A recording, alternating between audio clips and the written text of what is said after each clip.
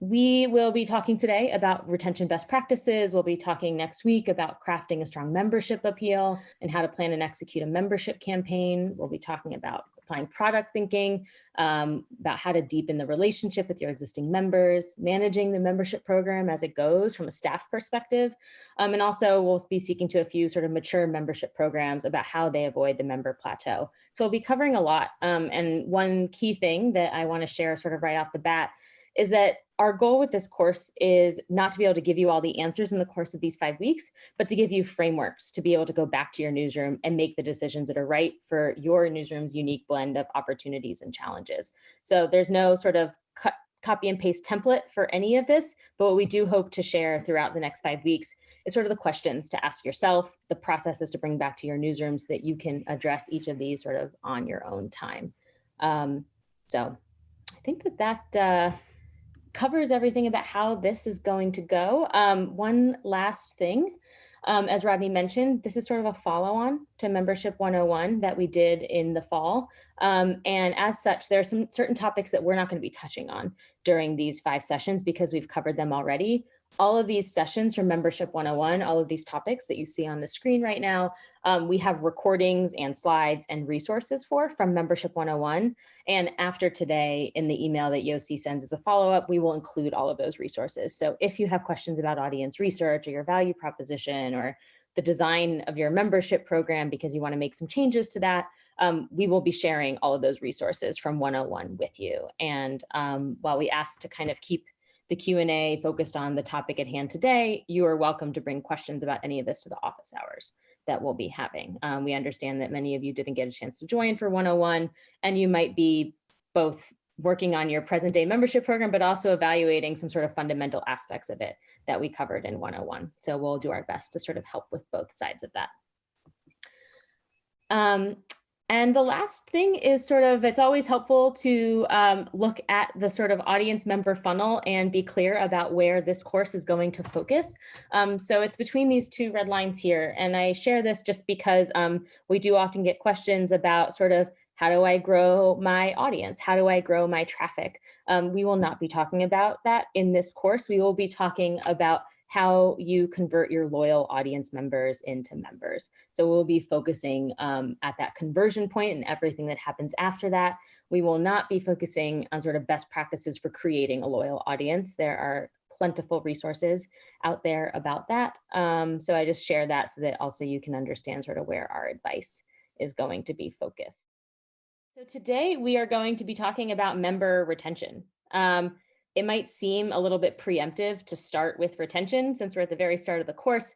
Doesn't that come after all the other stuff that we're going to be speaking about this week? But no, retention starts the moment that someone joins your membership program, and putting a few smart defaults in place and having good, strong, straightforward customer service will help you avoid many of the common mistakes that can lead to churn and can make the overall health of your membership program suffer. And so we wanted to begin the course with member retention to make sure that you are not losing members that you could otherwise be retaining and making it harder to grow the program over time. And so with that, I did have another question for everybody here. I am curious, which of the following does your organization already have for your membership program? If you want to just drop the numbers into the chat. If you have an onboarding series, drop 1 in there. If you've got an FAQ, drop 2. So if you want to just drop whatever numbers correspond with things your organization has already put in place. Nina, 0. Okay, well, this will be very helpful today. Great. 1 and 4. Okay, so a lot of people got onboarding series here. Looks like a lot of people have identified who owns the customer service aspect of this work. That's great. I have been guilty of not being clear about who owns the customer service aspect of the work until it's too late. All right, great. Maybe 2. Maybes are good. We'll probably clarify by the end of the day today whether it's a yes or a no for those of you who are not sure if you have the thing. Excellent. All right, so it seems like everybody's got at least 1 or 2 of these things in place. So we're starting from a good spot today. All right. So why are we starting with Trenton? As I said, retaining existing members is just as important, if not more important, than gaining new ones. And if you don't have the time or resources to focus on both growing your membership program and retaining the members that you have at the same time, our unequivocal advice at Membership Puzzle Project is to focus on retaining the members that you have. It is less time intensive, less costly to focus on retaining your members rather than trying to attain new ones at all times. And it also leads to deeper, more invested communities, more people who are invested in seeing your organization succeed. And another reason that we wanted to start with retention today is because it's March 2021, and many of you are coming up on sort of the 1 year mark of the start of the pandemic. Many of you likely experienced a surge in reader support, whether that was donations or new members or new subscribers. You probably saw a surge in support in spring 2021. For those of you in the southern hemisphere, we'll just talk about April, May 2021. And so a lot of you are probably thinking right now, or should be thinking right now, about how you're going to make sure that you keep all of those sort of COVID related members around past the sort of emergency moment of the pandemic. And so as you'll see today, the retention work begins even before the members finish signing up for membership to your newsroom. And we'll talk today about what are the things that you can put in place to hook them from the beginning and hopefully keep them past the 1 year mark. Because one of the things that we saw at MPP as we did research into retention for the membership guide is that if you can keep somebody past that 1 year renewal mark, you have a much, much greater chance of keeping them for the long haul. And so a lot of what we'll talk about today is how to make sure that you have a good program in place for that first year with newsrooms. Retention comes down to a few key points, and we'll be going through each of these today. It begins with a strong relationship between the supporter and the newsroom. And that relationship building work is grounded in having a very solid understanding of your membership value proposition and delivering on it consistently. And so first, we'll move through each of these points today and share sort of what are the best practices for making sure that you're delivering on each of these.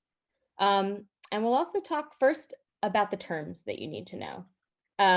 Retention can be really intimidating to talk about because there's a lot of jargon associated with it. And so I wanted to start today by getting into some of the terms that we're going to be using.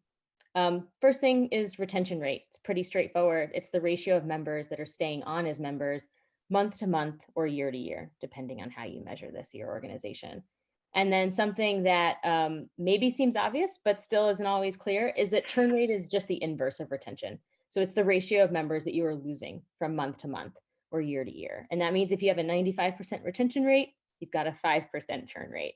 And so people often use the terms interchangeably, but they do mean slightly different things. Also probably obvious, but worth stating, monthly versus annual retention, it's just the percentage of members that stay on month to month versus year to year. And then another one that is really good to make sure that you have a solid understanding of as you begin digging into your retention metrics is the difference between static and rolling retention.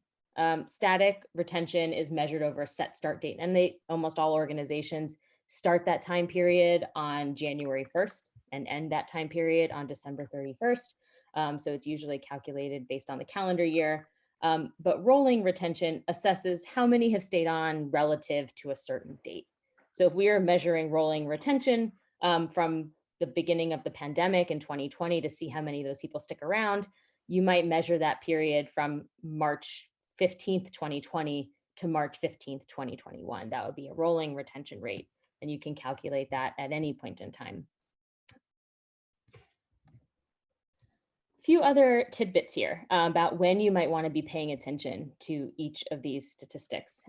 Monthly retention is really helpful for evaluating perhaps the strength of your onboarding of your members, checking to make sure that they stay on board month to month after they join, or maybe getting a gut check on the impact of new tactics that you put in place. Maybe you change some things up in your onboarding routine. Maybe you change something on the sort of checkout flow for your membership program. Maybe you have tried some new marketing messages and gotten a big influx of new members and you're wondering if you're sort of delivering value to them. So you might want to look at your monthly retention in order to see if you're able to keep these people past the first couple of months. Some research that the Lenfest Institute led looking into legacy metros, public radio stations, and others across the United States found that a 95% monthly retention was a healthy place to aim for. The inverse of that is 5% churn. So we're sort of saying that's a good benchmark to aim for, but benchmarks are always just benchmarks, and you're going to want to look at your own organization's sort of history and capacity to figure out what is the right place to aim for you.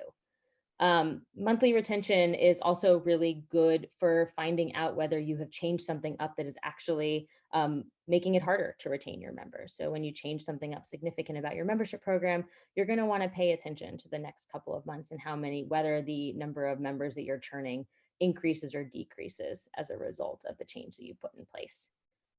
The other thing, though, to keep in mind with monthly retention is that it can give you sort of false reassurance. And that's why a lot of people also like to look at annual retention, because it sounds like not much if you're only losing 2 or 3% of your members each month, but that adds up to a lot of members lost at the end of the year. So you don't want to focus exclusively on monthly retention. It is instead very valuable for evaluating the impact of certain strategies that you might be putting in place. Next thing is annual retention. This is good for evaluating whether you're consistently delivering value to your members. You're looking at annual retention, usually when you're trying to set strategic goals. A lot of people sort of think of retention as an annual metric to set. And so they might they're doing planning for 2021. They might say one of our objectives for the year is to reduce our churn to 3% month on month. So that is something that people think about on an annual basis. News Revenue Hub, however, often encourages organizations to, instead of measuring static annual retention, measure rolling annual retention. As I mentioned, rolling is calculated from any given point in time over the next 365 days. And they advocate for measuring rolling retention because it clues an organization into any wobbling that's sort of happening over time. If you wait until the end of the year to evaluate how you're doing at keeping people for 365 days or more, you might not catch any problems until it's too late to win those members back. So this is a good thing for you to be looking at periodically throughout the year. And I will also, in the post-call resources, we have a great explanation from News Revenue Hub that really digs into rolling annual retention, including the formula for measuring that, how to figure out what that looks like for your organization. So we'll have more information about that in the follow-up resources. And one sort of caveat that I do want to mention is that this is a lot of numbers, this is a lot of terms. The most important thing when you are trying to figure out how to measure this for your organization is that you get very, very clear about what your question about your members is at the point in time that you're asking this. Is it about the impact of a specific strategy? Are you trying to understand how much your membership program is going to grow over the next couple of years? Get very clear about the question that's at hand and which measurement is going to give you the best data for answering that question, and then sticking to that for a meaningful amount of time and checking it at regular intervals. So the most important thing here is to make sure that if you're looking at a specific metric, you are measuring it at the same day of the week or the same day of the month or the same sort of quarterly increment, so that you are comparing apples to apples instead of jumping all over the place. Because if you're jumping between different metrics all the time, it's going to become really hard to get a holistic view of whether you're improving on the things that you're trying to fix. So we'll go now into sort of some of these best practices around retention. The first one is that it comes down to delivering value in your core service. This one is really straightforward, and fortunately, it requires no new work on your part. This basically translates to keep doing what you're doing well. When people joined your membership program, they most likely joined because of the quality of the work that you're doing on a day-to-day basis. And so if you let your core work, the journalism that you're producing, suffer in order to deliver on a very fancy bevy of benefits, you're going to lose them. They join for the quality of the journalism that you're providing, and benefits, the sort of value of the membership program, comes secondary to that. So make sure that you are still allocating adequate resources and staff time to deliver quality journalism and whatever you were sort of doing that brought them in the door in the first place. Second is consistently delivering value in your membership program. That translates to a few key things here. You want to be sending regular stewardship messages to them. Stewardship messages are things that sort of reinforce their feeling of being a part of a community, telling them all the things that their support is making possible. So you might want to share, wins in the community, impact of your journalism, ways that the community members are reaching out to you and thanking you for your work. The goal of these stewardship messages are to make them feel a greater sense of connection to your newsroom. Some examples of that, you also are going to want to find small ways of making the membership experience special and foster that feeling of connection between the members and the newsroom. And some examples of how organizations do that: El Diario in Spain gives its members night before access to most of their stories. And so members get an email at 7 p.m. that includes all the big stories for the next day. And they are able to read those a good 12 hours before the general audience is able to read them, unless it's breaking news. Scalawag invites their members to stay on after their online events to have a more intimate chat with the presenters if they want to. Black Ballad in the UK hosts a members-only Slack community where their members can talk to each other, not just with the journalists, but have a place where they can go and have conversations about what they're seeing in the news, what's sort of happening in the zeitgeist. The Daily Maverick, who you'll hear from later today, allows their members to often get early access to coveted in-demand event tickets, and also gives them the opportunity to be product testers and weigh in on new features and new editorial products that they're launching. So these are all sort of examples of small, lightweight ways that news organizations make sure that the membership experience continues to be valuable to the member. And you want to assess whether you are doing this by watching your churn rates. And you might also want to send periodic surveys to your members to see how they're finding the experience. An increasing number of organizations are using what's called Net Promoter Score surveys to assess member satisfaction.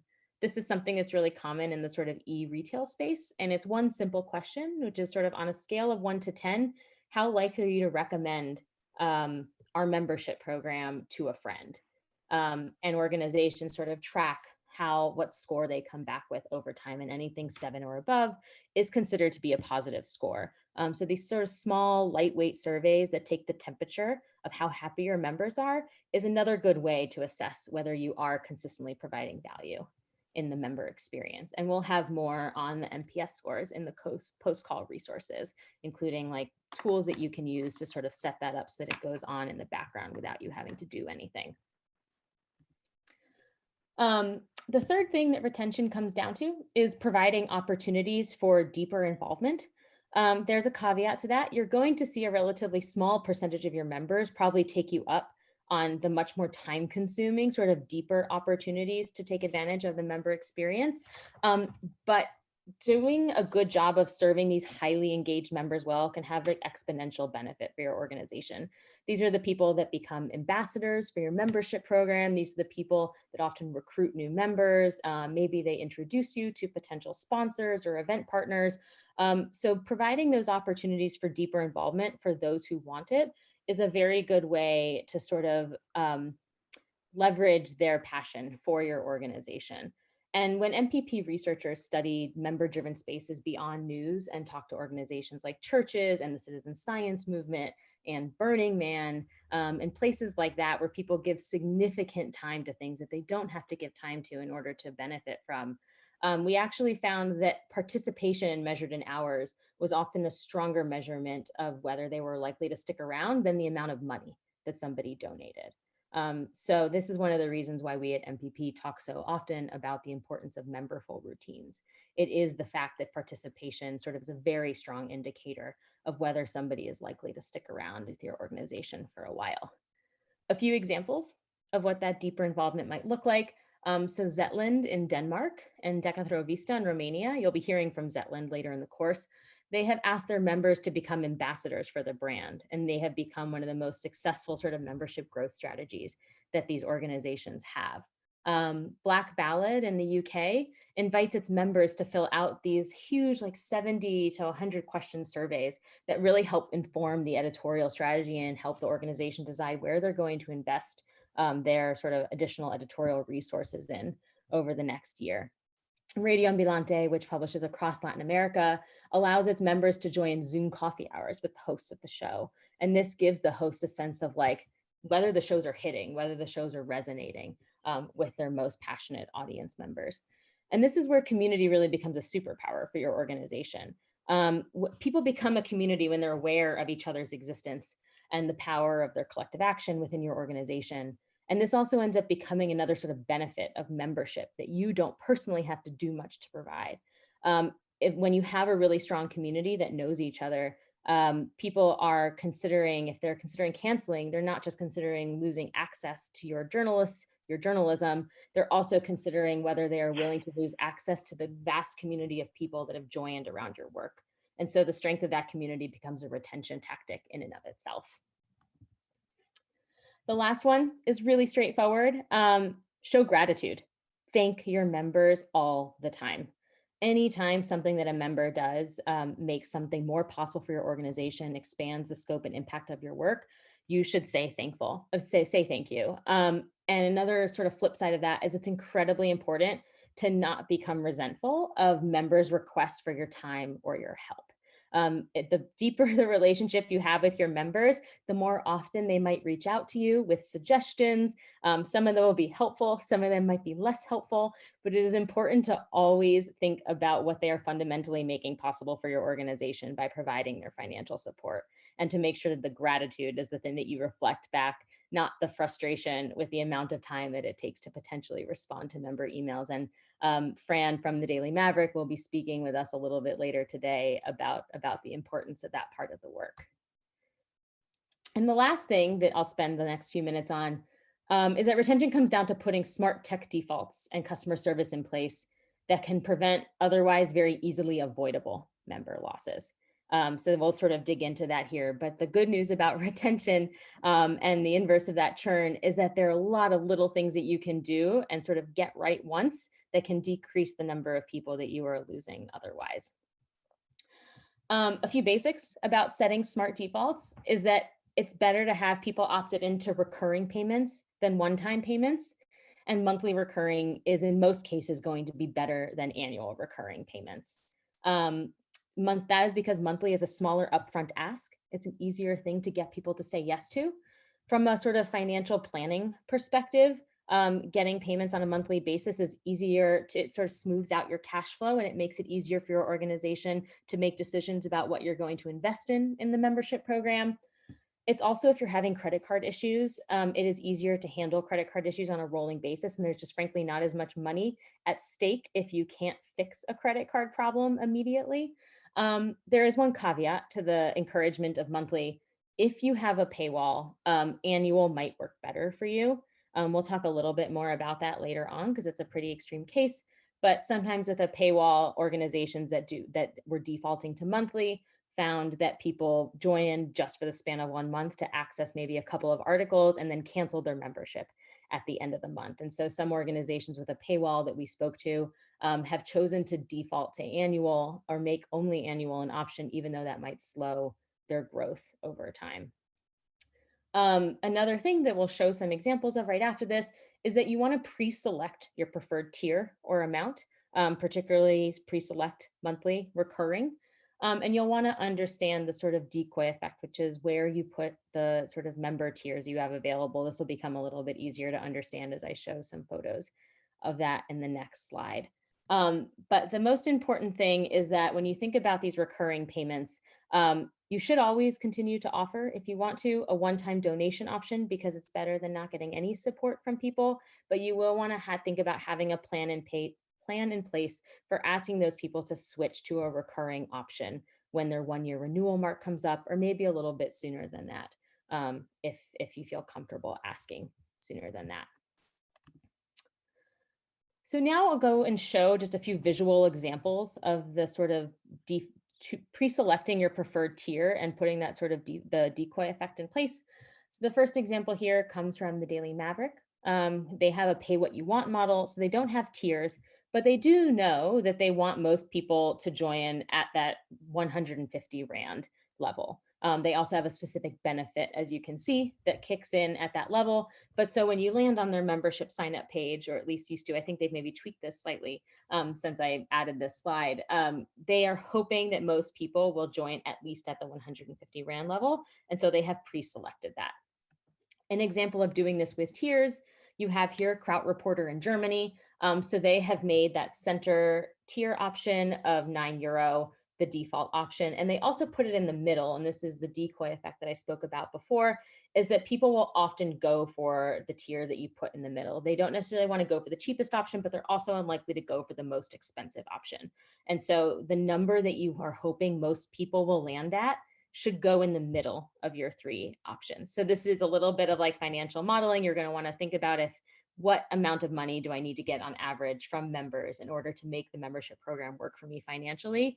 And you are going to want to use a combination of defaults and this sort of decoy effect to try and prompt as many people as possible to land in that area. And one other example of this comes from the United States. You see here, Berkeleyside also has pre-selected monthly and pre-selected $15 a month, which is where they're hoping most people will land at.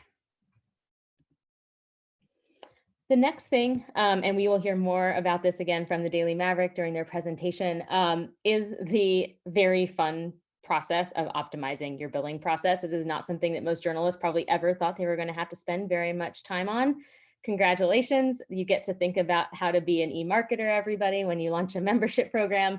A really key headache for a lot of organizations is that credit cards lapse.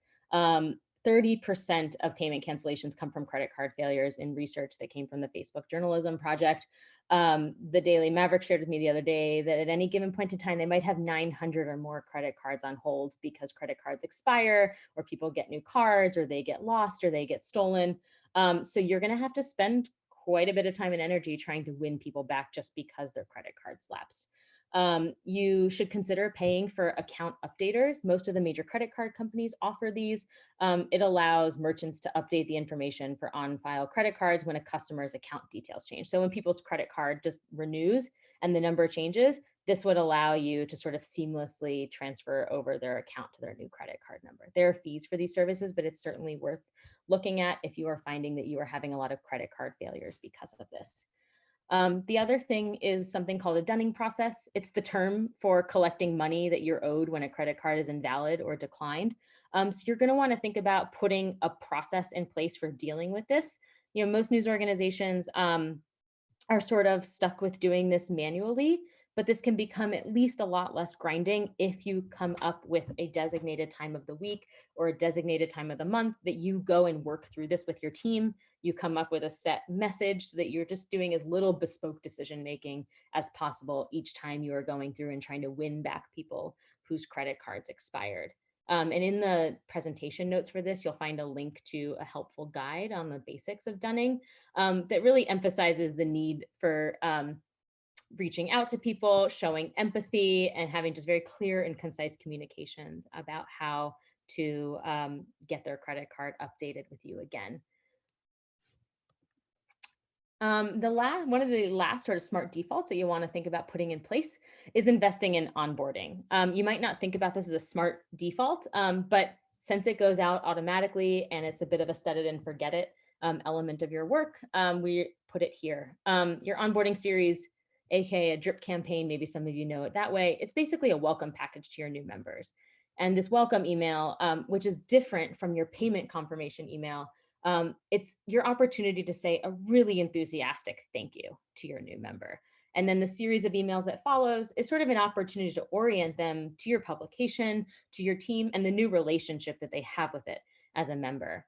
MPP, we strongly encourage organizations to think about how they can use the onboarding series to sort of get to know their members better, get a sense of what they're hoping for in the member experience, and sort of take their new members, like take them by the hand and lead them through the membership journey.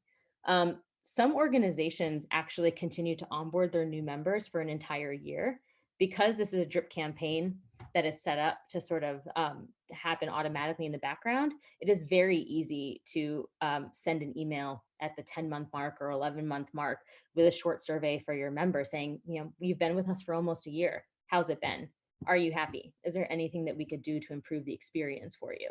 So you want to think about making this drip campaign something that sort of keeps your members engaged, reminds them that you're there for them, and sort of adds value to the member experience for them.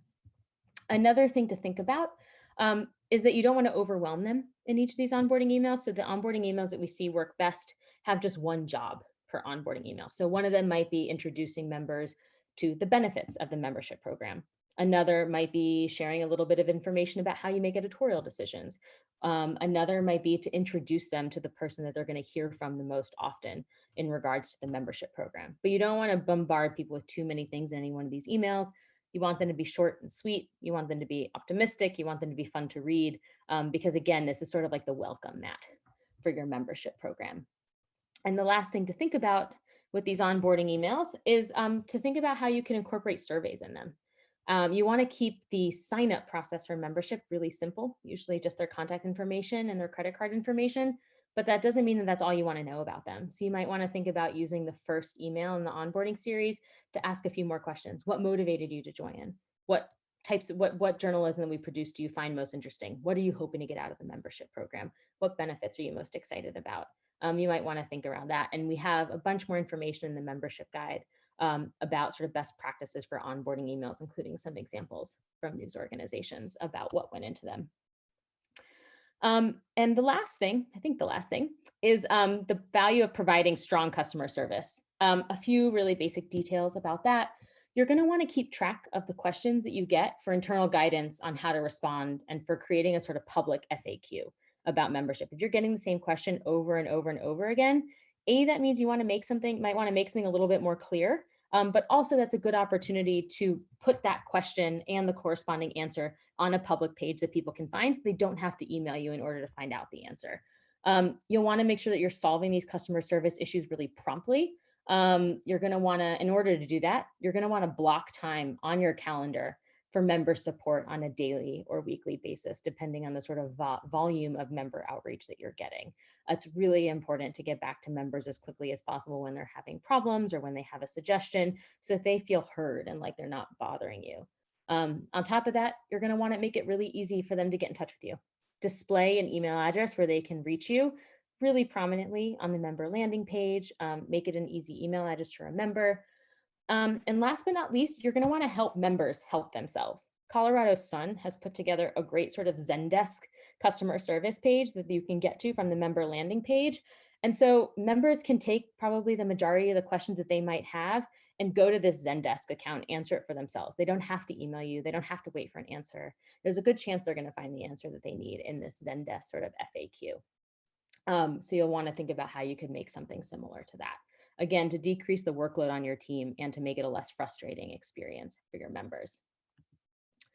And last but not least, you're going to want to think about how you can spot your retention challenges early. You're going to want to pay attention to things like your member-only newsletter open rates and other signs of waning engagement, such as an uptick in monthly churn, so that you can get focus on winning people back early on. You might want to send re-engagement campaigns. If you see somebody's open rates declining on the member-only newsletter, maybe ping them over a note and say, how's the experience been for you? Are you getting value from this? You're going to want to, again, as I mentioned earlier, potentially use a Net Promoter Score survey or something similar to track people's satisfaction with the program over time. And you also might want to think about asking former members why they canceled. You're not likely to get a ton of answers to this question, but similar to a sort of newsletter unsubscribe page where you're asked, can you share the reason why you unsubscribed? You might want to have a simple radio button survey question when people cancel their membership, because any data that you can get at that cancellation point is really valuable for making sure that you don't lose other members for the same reason. Well, then next up, we have the Daily Maverick joining us, how they keep their members despite some really traumatic credit card issues that you'll be hearing more about, and the practices they put in place to keep people and win them back. We have Fran Byton and Tinashe Munyuki joining us. Fran and Tinashe, do you want to turn your video on and unmute? Hi, everybody. It's so nice to be here. And thanks, Ariel. It's been great to just sit and watch and think about what we are and are not getting right and wrong even still. So it's been very informative so far. Tinashe, are you there to say hi to everyone?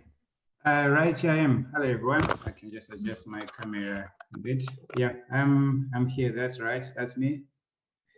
Okay, so I think I'll kick off and telling you all about who Daily Maverick are. We're an independent national news organization focusing on investigative journalism in South Africa. We've grown our insider base to about 50,000. I think somebody has unmuted themselves accidentally. If you all can just make sure you're muted. Keep going, Fran. No worries. So we've grown to about 16,600 members since our launch in August 2018. And our Maverick Insiders, which is our membership platform, they contribute about 30% of our payroll. So we've doubled our employees. In fact, I don't even know if doubling is right. We may have doubled again since I've lost count the amount of employees we've been able to employ since the launch of Maverick Insider. And it's managed to birth 3 new divisions, creating micro revenue streams. And so that has been books. We now publish books. We have an e-commerce division, and we've been able to monetize webinars and events as something that has come from membership. So this is my little motto that I have going through my head, particularly this year, which is convincing someone to pay for something you give away for free is great marketing, but convincing someone to continue to pay for something you give away for free is great membership. And this just goes back to what Ariel was saying earlier about just how important retention is from the very beginning. So these are our 6 commandments of member retention.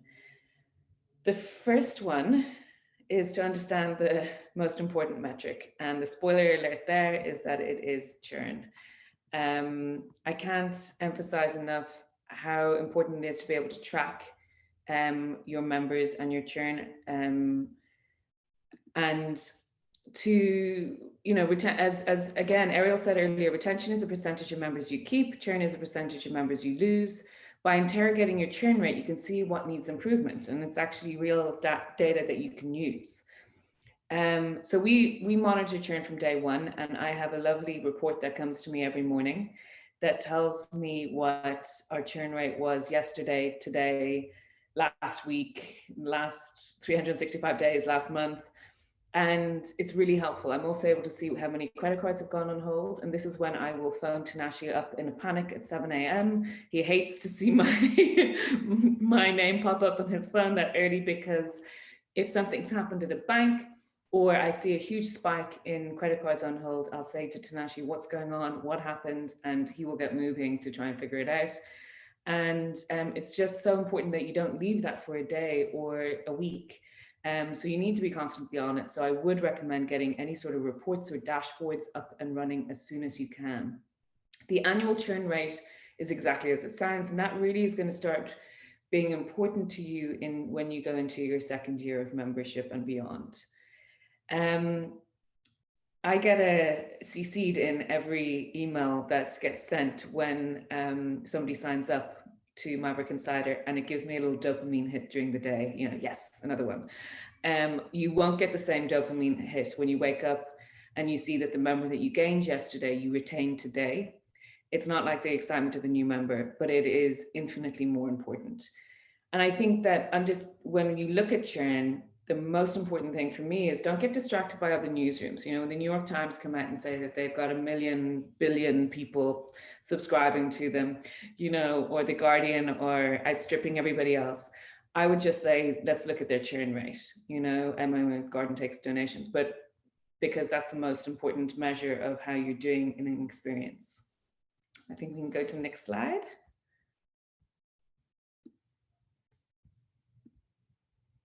Ariel, there we go. Okay, so retention starts 45 minutes after sign up. Why 45 minutes?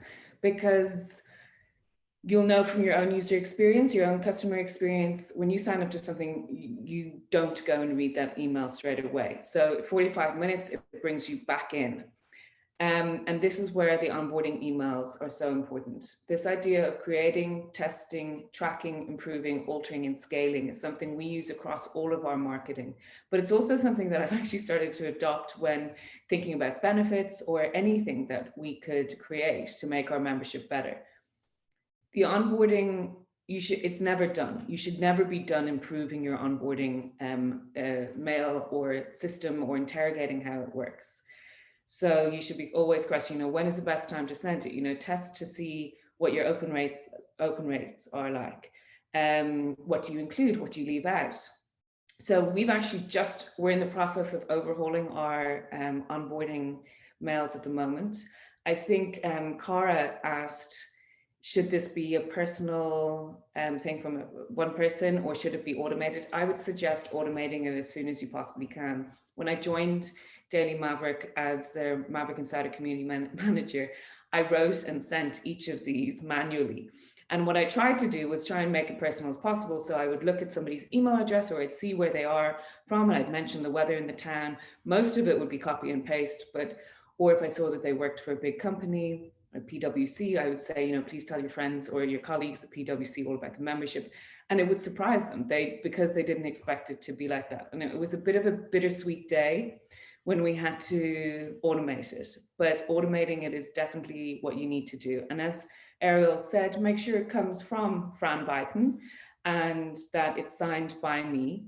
And so what we do in our first one is I welcome them, I thank them, and then I tell them all about their benefits and how they can best get the most out of their membership. The second email we send out is a week later, and that comes from our CEO, who talks about how membership has changed the organization.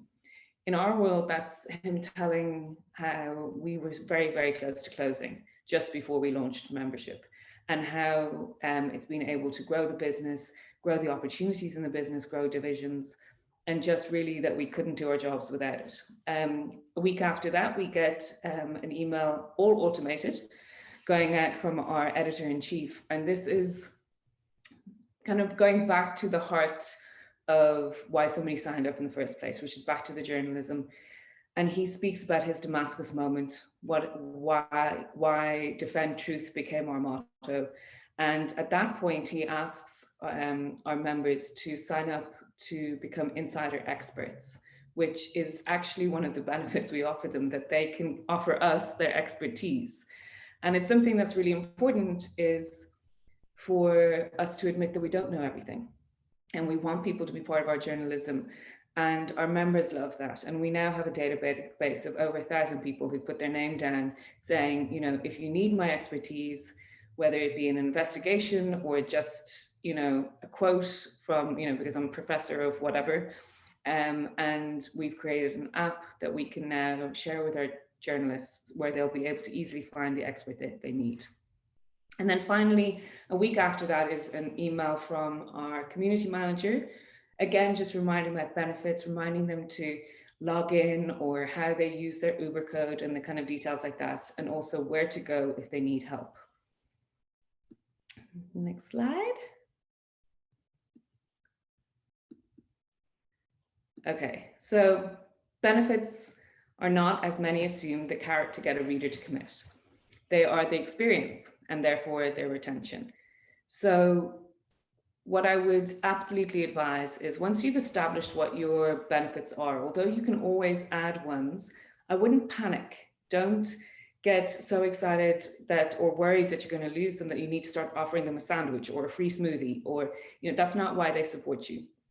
So I would just make sure that they know how to use their benefits, track the usage and see how you can improve that. So our benefits are a dedicated behind the scenes newsletter, Uber vouchers, ad pre-browsing. Excuse me. Ariel, you want to jump in for a sec? Oh, sure. I was just answering some questions in the chat that they were asking about your onboarding series that you already answered. Sorry.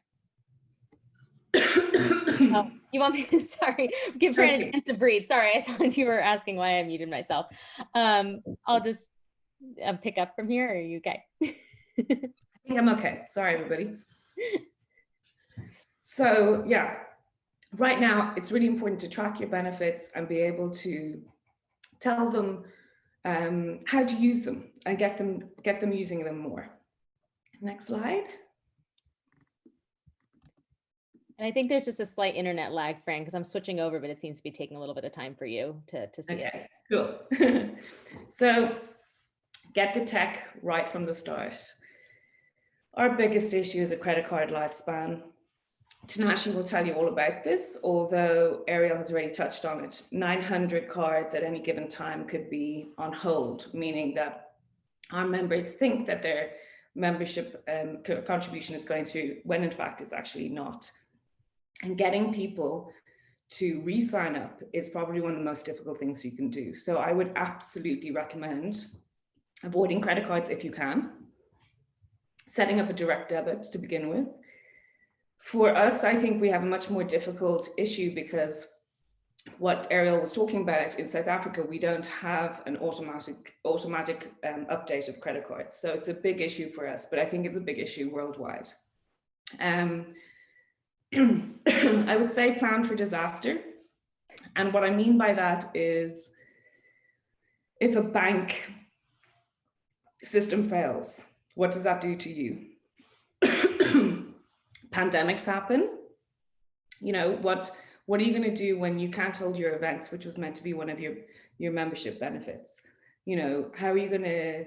So I would plan those things in ahead. I spend a lot of time, a tragic amount of time, staring into space, wondering what if, and how am I going to keep them engaged if this happens or that happens. And your tech to help your communications. So you need sufficient people in your inbox answering those questions through those automated mails. It needs to be shared. We've created some templates for stock responses of questions that are frequently asked and don't require too much input. I would definitely recommend a great survey platform. We ask our insiders for feedback at least twice in a newsletter that goes out twice a month to them. And then also the ability to automate your NPS. Dania, you mentioned about the NPS. We've actually also had trouble with the NPS and just how real it is, because we find that a lot of the feedback we get isn't actually on the membership experience, but rather something that one of our insiders has disagreed with in editorial, or they don't like the speed of the website, or something like that. So, but it's still worth tracking to get that feedback to then be able to go, well, with editorial, we can't do anything, but you can fix the speed of a website. So it's definitely still worth doing, but I wouldn't take it absolutely 100% to heart. Okay, number 5, membership works both ways. It's more than just a financial contribution. And pandemics happen. And what we found is that after the initial bump of signups during the pandemic, we've now seen a drip of churn happening over the last 6 months. And what we're able to do is say to them, we understand the economic crunch. Membership works both ways. We're here for you the way you were there for us. We're going to put your membership on hold. We're going to put it on pause, and you'll still receive all of the benefits. And then in about 3 months or 6 months, we'll go back to them and try and get them back on board. You mean by that, Fran, that you put their credit card on hold, so they're not being charged, but they're still registered in your system as a member, so they're still getting all of it. Okay. They get all of the benefits still, yeah. And then next. Yeah. Surprise them with incredible customer service. So members are used to the transactional nature of life. So surprise them by being available to them. You know, the simplest way to show them that you value their contribution is to actually value their contribution. And I think that's really important to do that internally amongst not just your newsroom, but also your support staff. It's really important to remember that their jobs are funded by these guys who are paying for a free service. You know, these are really, really good people. And try and make sure that your inquiry response time is within 24 hours. Even if you can't get a solution to whatever their particular problem is, just a message going to them saying, we've received your email, we're going to get back to you, thank you for it, and then you can respond to them. And sometimes membership is personal. Membership is personal always, but sometimes the request will be for the individual and not for the collective. But how can you make it work? You know, you want to try and make that personal request work. And I would say, disarm frustrations with kindness. There's a motto in our membership crew, which is kill them with kindness. There's quite often you will get complaints for whatever reason. Often it has nothing to do with you and sometimes to do with the member. It's written all in caps and they're screaming at you, and the politest, kindest, quickest response to them disarms them, and they often become some of your best insiders from that one experience. And I'd also say, you know, be honest. If you make a mistake, own up to it. You know, send out a message to your insiders saying, you know what, this isn't working well. We're really sorry about it. We know it's frustrating. We're working on it, and we've received your complaints. And is there anybody amongst you who could help us? And quite often, again, you'll see that they'll put their hands up to help.